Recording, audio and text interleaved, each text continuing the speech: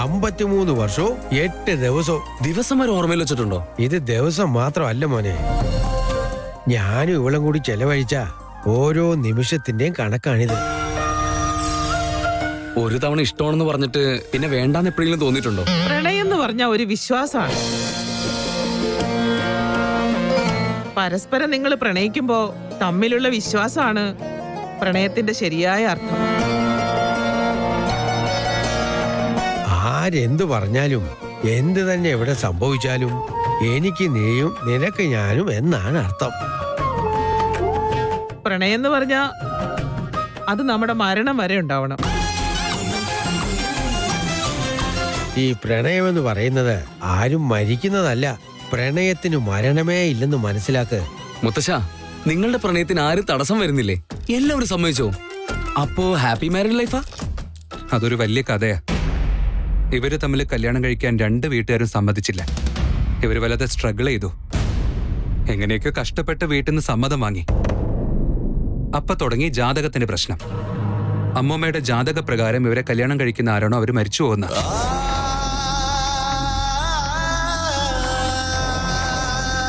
പ്രണയം തരുന്ന ധൈര്യമാണത്. പ്രണയത്തിലുള്ള വിശ്വാസമാണ് എല്ലാം. ഞാൻ ഇന്നും സമാധാനമായി ജീവിക്കുന്നു. ജാതകത്തിൽ പറഞ്ഞ 5 ദിവസമല്ല, 50 വർഷം കഴിഞ്ഞിട്ട് പോലും മരണം എന്റെ അടുത്തേ വന്നിട്ടില്ല. ചിലർക്ക് ജാതകമായിരിക്കും ഏറ്റവും പ്രശ്നം. പക്ഷെ ഇവർക്ക് ജാതി ഒരു പ്രശ്നമായിരുന്നു. മുത്തശ്ശന്റെ പേര് നാരായണൻ, അമ്മൂമ്മയുടെ പേര് സബീന.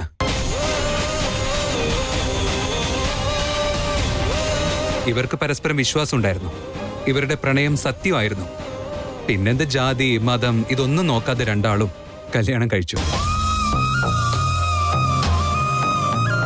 എല്ലാരെയും എതിർത്തിട്ടാ കല്യാണം കഴിച്ചെങ്കിലും ഇപ്പൊ നിങ്ങൾ രണ്ടാളും സുഖമായിട്ടല്ലേ ജീവിക്കുന്നത്, അല്ല മുത്തശ്ശ? എല്ലാ പ്രണയത്തിലെയും പ്രശ്നം എന്താന്ന് വെച്ചാ കല്യാണം കഴിയുമ്പോൾ ലവ് സ്റ്റോറി തീരും. എന്നാ ശരിയായ പ്രണയം തുടങ്ങുന്നത് തന്നെ കല്യാണത്തിന് ശേഷമാണ്. കല്യാണത്തിന് ശേഷമേ ജീവിതം മനസ്സിലാവുള്ളൂ. ജീവിതത്തിൽ എപ്പോഴും സന്തോഷം മാത്രമായിരിക്കില്ല, അതിനിടയിൽ ഒരുപാട് പ്രശ്നങ്ങളുണ്ടാവും. ഇതിന്ന് എന്താ മനസ്സിലാക്കണ്ടേ? മറ്റുള്ളവർക്ക് വേണ്ടിയല്ല നമ്മൾ ജീവിക്കേണ്ടത്, നമുക്ക് വേണ്ടിയായിരിക്കണം നമ്മൾ ജീവിക്കേണ്ടത്. കഷ്ടപ്പാടും ദുരിതവും പിന്നെ മക്കളും നമ്മുടെ ജീവിതത്തിൽ വരും. എന്നാ കല്യാണം കഴിക്കാൻ പോകുന്ന നിങ്ങൾക്ക് ഒരു കാര്യം എപ്പോഴും മനസ്സിലുണ്ടായിരിക്കണം. ജീവിതത്തിലെ ശൂന്യത എടുത്തു മാറ്റിയാൽ മാത്രമേ ഈ ജീവിതം സുഖമായിട്ട് പോവുള്ളൂ. മോനെ വേദാന്തേ, നീ വന്ന കാര്യം ചോദിക്കാൻ മറന്നുപോയി. പ്രത്യേകിച്ച് കാരണമൊന്നുമില്ല മുത്തശ്ശ. ഈ വഴി പോയപ്പോ ഒന്ന് കേറിയിട്ട് സംസാരിച്ചിട്ട് പോവാന്ന് കരുതി, അതുകൊണ്ടാ വന്നത്. നിങ്ങൾ സന്തോഷായിട്ടായിരിക്കും വന്നത്. ഞങ്ങള് നിങ്ങളെ ബോറടിപ്പിച്ചല്ലേ? ഇല്ല അമ്മൂമ്മേ, പ്രേമിച്ച് കല്യാണം കഴിക്കുന്നവർക്ക് കല്യാണം കഴിഞ്ഞ പിന്നെ ആ പ്രേമം ഉണ്ടാവണമെന്നില്ല. എന്നാൽ നിങ്ങളുടേത് 50 വർഷത്തെ പ്രണയമാണ്. നിങ്ങളുടെ ജീവിതത്തിൽ നിന്ന് ഇവർക്ക് എന്തെങ്കിലുമൊക്കെ മനസ്സിലായി കാണും.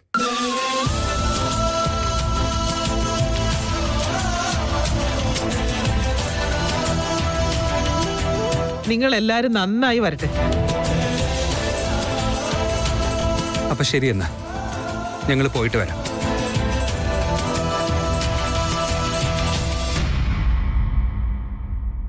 ചേട്ടാ, അദ്ദേഹത്തിന് അടുത്ത് പോയത് ഒരു ഫാനായിട്ടാണെന്ന് എനിക്ക് മനസ്സിലായി. പക്ഷെ ഇങ്ങോട്ട് എന്തിനെ കൊണ്ടുവന്നെന്ന് എനിക്കിപ്പോഴും മനസ്സിലായിട്ടില്ല. ദയവ് ചെയ്ത് എന്നോട് ക്ഷമിക്കണം ചേട്ടാ. ആരുടെയൊക്കെയോ വാക്ക് കേട്ട് ഞാൻ അങ്ങനെ ഒരു തീരുമാനം എടുക്കാൻ പാടില്ലായിരുന്നു. നീ എന്തൊക്കെ ഈ പറയുന്നേ? നീ ആരുടെ വാക്ക് കേട്ടുന്നാ?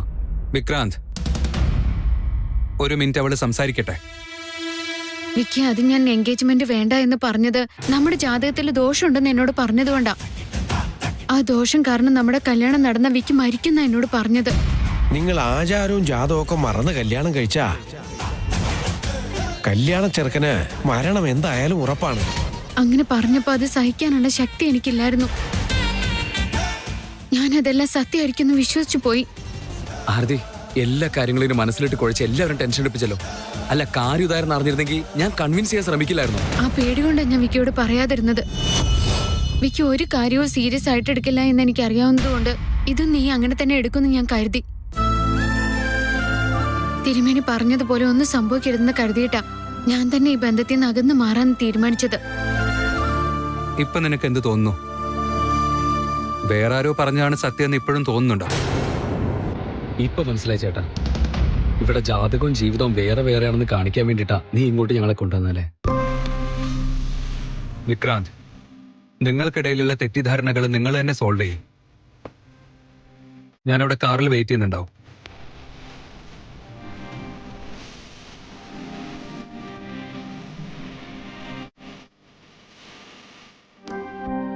വിക്കി, ദയവ് ചെയ്ത് എന്നോട് ക്ഷമിക്കേ. I am so sorry.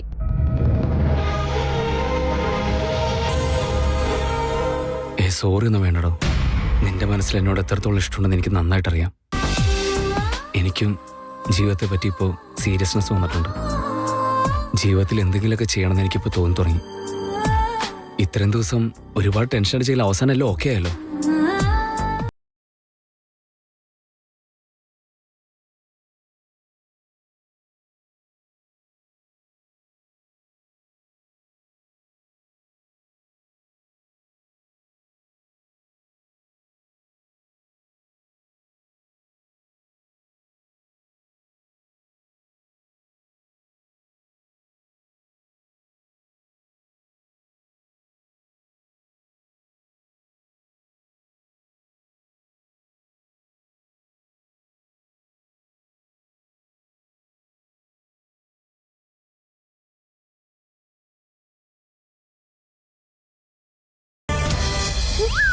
പൊട്ടിക്കളി ഇതുവരെ വരാറായില്ലേ? ഒരു കാര്യത്തിന്റെ സീരിയസ്നെസ് മനസ്സിലാവില്ല. അവള് വരട്ടെ, അവക്കിട്ട് ഞാൻ വെച്ചിട്ടുണ്ട്. ആ അഹങ്കാരിയുടെ മെസ്സേജ് ആണല്ലോ വന്നിരിക്കുന്നേ. ഏതോ ഒരു സ്ഥലത്തേക്ക് വരാനാ പറയുന്നേ. എങ്കിൽ ഒരു കാര്യം ചെയ്യാം, ആ പൊട്ടിക്കളി ഇനിയും നോക്കി നിന്ന ഒരു കാര്യം നടക്കില്ല. പോകുന്ന വഴിയിൽ വെച്ചെങ്ങാനും അവളെ കാണാം. അവളെ കണ്ടാ ഞാൻ കൂട്ടിക്കൊണ്ട് പോക്കോളാം. നീ ആദ്യം പോയി ആ റാണി സ്റ്റാർട്ട് ചെയ്യേ. ഞാൻ അകത്ത് പോയി സാധനം എടുത്തോണ്ട് എന്തുകൊണ്ടുവരാൻ പോവാം. Wait and watch.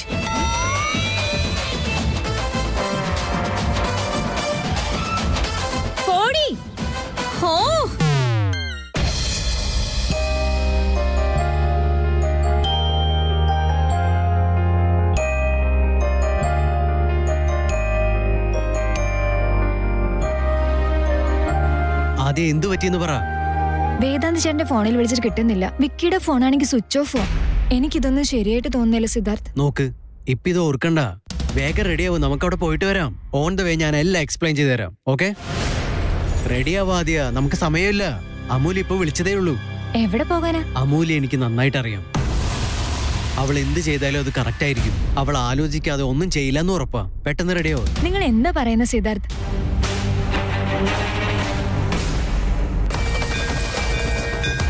ചേട്ടാ, നമ്മൾ പോയ സ്പീഡ് കണ്ടിട്ട് എനിക്ക് നല്ല പേടിയാവുന്നുണ്ട്. ഇനി ഞങ്ങളുടെ കല്യാണം ഇവിടെ എങ്ങനെ വെച്ച് നടത്താനാണോ? ഇല്ല വിക്രാന്ത്, ആരതിയുടെ അച്ഛനും അമ്മയും നമ്മുടെ അച്ഛനും അമ്മയും ഇല്ലാതെ ഞാൻ ഈ കല്യാണം നടത്തില്ല. ചേട്ടാ, എനിക്കാണെങ്കിൽ ഒന്നും മനസ്സിലാവുന്നുണ്ടായിരുന്നില്ല. പെട്ടെന്ന് വീട്ടിൽ വന്ന് വിളിച്ചോണ്ട് വരുന്നു, എന്നിട്ട് 2 സ്ഥലത്തേക്ക് കൊണ്ടുപോകുന്നു. ഇപ്പൊ ഇത് അമ്പലത്തിലേക്ക് വിളിച്ചോണ്ട് വന്നിരിക്കുന്നു. എന്താ ഇതെല്ലാം? എന്തിനാ നമ്മൾ ഇങ്ങോട്ട് വന്നത്?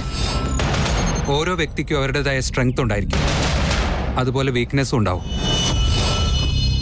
നിങ്ങളെ 2 സ്ഥലത്തേക്ക് കൂട്ടിക്കൊണ്ടുപോയത് ആ സ്ട്രെങ്ത്തിന്റെയും വീക്ക്നെസിന്റെയും ഗ്യാപ്പ് ഫില്ല് ചെയ്യാൻ വേണ്ടിയാ. എനിക്കിപ്പോ തോന്നുന്നു നിങ്ങൾക്ക് 2 പേർക്കും നിങ്ങളുടെ മനസ്സിലെ തെറ്റിദ്ധാരണകൾ മാറിയിട്ടുണ്ടാവുമെന്ന്. ആ 2 സ്ഥലത്ത് നിന്ന് നിങ്ങൾക്കൊരു ഇൻസ്പിറേഷൻ കിട്ടിയിട്ടുണ്ടാവുമെന്ന്. നമുക്കൊരു ജീവിതമല്ലേ ഉള്ളൂ, അത് വേറെ ആർക്കൊക്കെയോ വേണ്ടി നഷ്ടപ്പെടുത്തുന്നതിൽ ഒരർത്ഥവുമില്ല.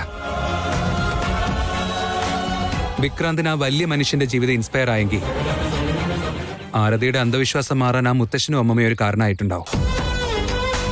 വിക്രാന്തിന് നിന്നെ ഒരുപാട് ഇഷ്ടമാണ്, നിനക്ക് വിക്രാന്തിനെ ഒരുപാട് ഇഷ്ടമാണ്. പിന്നെ വേറെ ആർക്കാ പ്രശ്നം? 2 ആൾക്കും പരസ്പരം സ്നേഹിച്ച് ജീവിച്ചൂടെ? ചേട്ടാ, അത് വിശ്വാസം ഉണ്ടായിരിക്കണം, പക്ഷെ മറ്റുള്ളവർ പറയുന്ന അന്ധവിശ്വാസം ആവരുത്. നിങ്ങൾ 2 ആളെയും സ്നേഹമാണ് ഒരുമിപ്പിച്ചത്. എല്ലാവരും എതിർത്ത് ഒരുമിച്ച് സ്നേഹിച്ച് ജീവിക്കാൻ ആ പ്രണയത്തിന്റെ ശക്തി മാത്രം മതി. അവസാനം വരെ ആ പ്രണയം നിങ്ങളെ മുന്നോട്ടേക്ക് നയിക്കും. അതിന് വയസ്സോ പണവോ മറ്റുള്ള വിശ്വാസങ്ങളൊന്നും ബാധകമല്ല. നിങ്ങൾ സന്തോഷമായി ജീവിക്കണമെന്ന എന്റെ ആഗ്രഹം. എന്റെ ആഗ്രഹം തന്നെ ചേട്ടാ. അതിന്റെ ഒപ്പം തന്നെ ഞങ്ങൾ 2 പേരും നന്നായി ജീവിക്കുമെന്ന് എനിക്ക് വിശ്വാസമുണ്ട്. എന്നാൽ എന്റെ ആളാണെങ്കിൽ സ്വന്തം മനസ്സിനെ കേൾക്കുന്നതിനേക്കാൾ കൂടുതലായിട്ട് മറ്റുള്ളവരൊക്കെ പറയുന്നതാ കേൾക്കാറ്. ആരതി, നിന്റെ മനസ്സിൽ എന്താന്ന് എനിക്കറിയാം. നമ്മൾ ഈ സൊസൈറ്റി തന്നെയാണ് ജീവിക്കേണ്ടത്, അത് സത്യമാണ്. പക്ഷേ ഈ സൊസൈറ്റി ആവരുത് നമ്മളെ കൺട്രോൾ ചെയ്യുന്നത്. സമൂഹം അങ്ങനെ ചെയ്യണം ഇങ്ങനെ ചെയ്യണം എന്ന് 1000 കാര്യങ്ങൾ നമ്മളോട് പറയും. ഈ സമൂഹത്തെ പേടിച്ച് നമ്മൾ ഇഷ്ടമില്ലാത്ത എത്ര കാര്യങ്ങളാണ് ചെയ്തിട്ടുള്ളത്. എന്നുവെച്ച് ജീവിതാവസാനം വരെ ഈ സൊസൈറ്റിയെ പേടിച്ച് ജീവിക്കരുത്. അതാണ് ഏറ്റവും വലിയ തെറ്റ്. ഞാൻ നിങ്ങളെ ഇങ്ങോട്ട് വിളിച്ചോണ്ട് വന്നത് നിങ്ങൾക്ക് സമ്മതമാണെങ്കിൽ, എന്നിൽ വിശ്വാസം ഉണ്ടെങ്കിൽ ഇപ്പോ ഇവിടെ വെച്ച് ഞാൻ നിങ്ങളുടെ നിശ്ചയം നടത്താൻ പോവാ.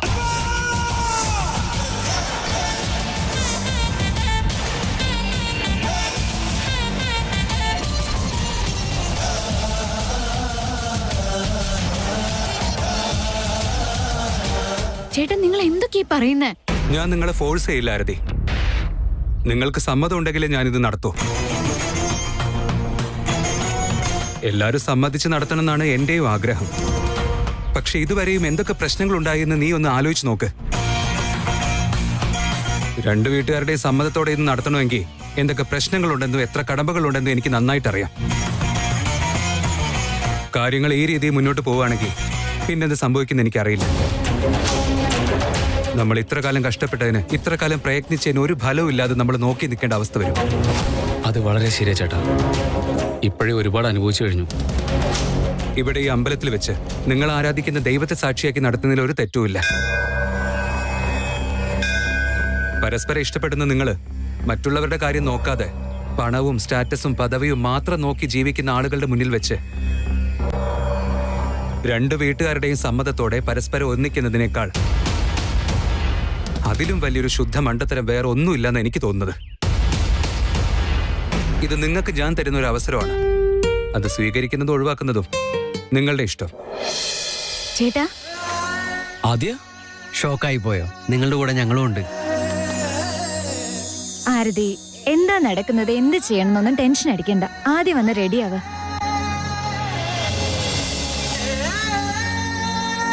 നീ എന്താ ഇങ്ങനെ നോക്കുന്നേ? പോയി റെഡിയാവ്.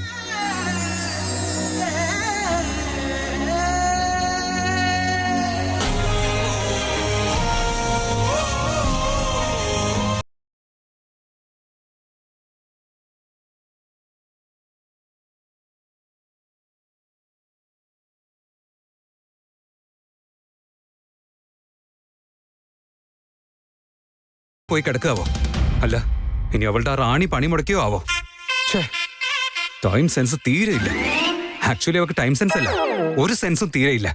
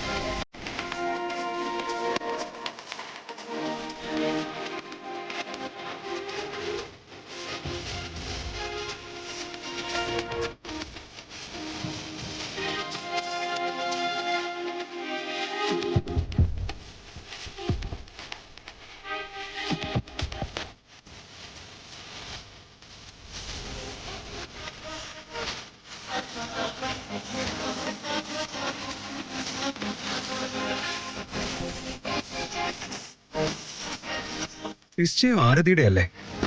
എന്നിട്ട് ഇവളെന്തിനാ ഇങ്ങനെ ഒരുങ്ങി വന്നേക്കുന്നേ? ആ മുഖത്തുള്ള എളി കണ്ടാ അറിയാം ഇവക്ക് നിശ്ചയത്തെ പറ്റി മനസ്സിലായിട്ടുണ്ട്.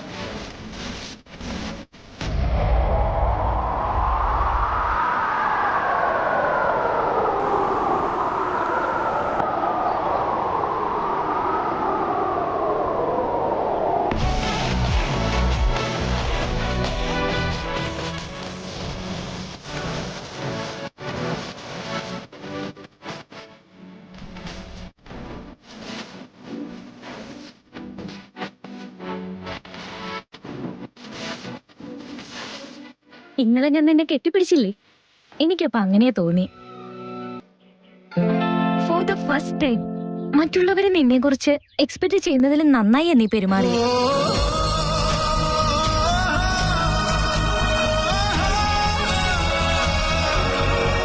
ഞാൻ വിചാരിച്ച പോലെ തന്നെ നീ ചേച്ചിയും ചേട്ടനും തമ്മിലുള്ള എൻഗേജ്മെന്റ് നടത്താൻ വേണ്ടി തീരുമാനിച്ചു അല്ലേ? നീ സൂപ്പറാണ് കേട്ടോ. അവസാനം നീ എന്റെ വിശ്വാസം കാത്തു. നീ എന്റെ ഹീറോയാ മോനെ.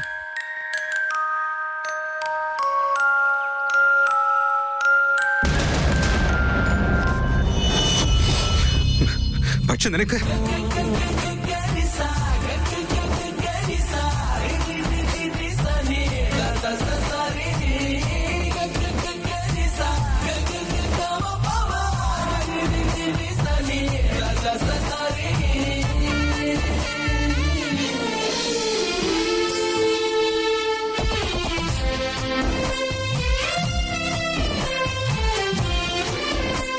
എന്താ ഇത്? എനിക്ക് തോന്നിയതാണോ?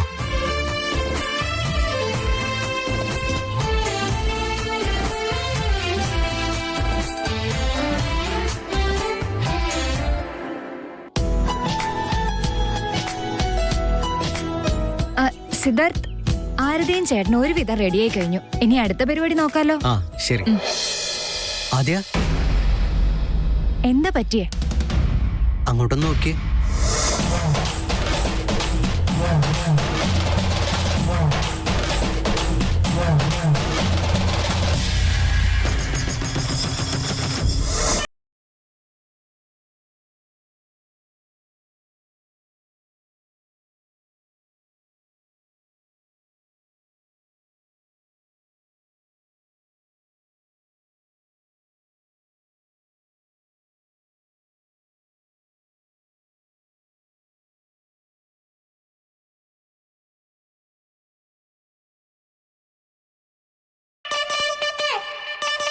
ചേച്ചി, ഇവിടെ മഴ പെയ്യുന്നു, പക്ഷെ അവിടെ മഴയില്ല. അതെന്താ?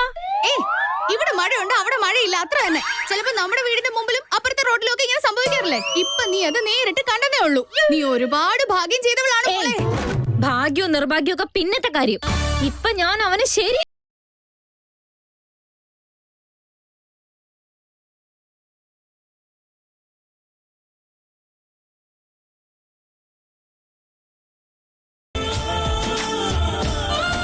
ഇവളെങ്ങാനും ഇനി നേരെ വന്ന് എന്നെ കിസ് ചെയ്യോ?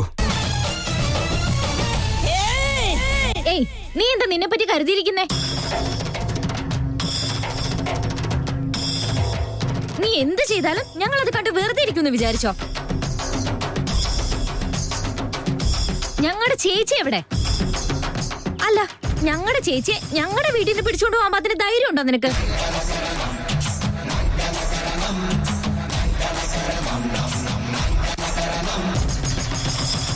അത്രയ്ക്ക് ധൈര്യം ഉണ്ടോ നിനക്ക്? നിന്റെ ഈ അഹങ്കാരമൊന്നും എന്റെ അടുത്ത് എടുക്കാൻ നിൽക്കണ്ട. അതല്ല, അവിടെ ഓഫീസിൽ മാത്രം മതി. ഈ നാട്ടിലെല്ലാവർക്കും ഞാൻ റൗഡി ബേബിയാണെന്ന് നിനക്കറിയില്ലേ?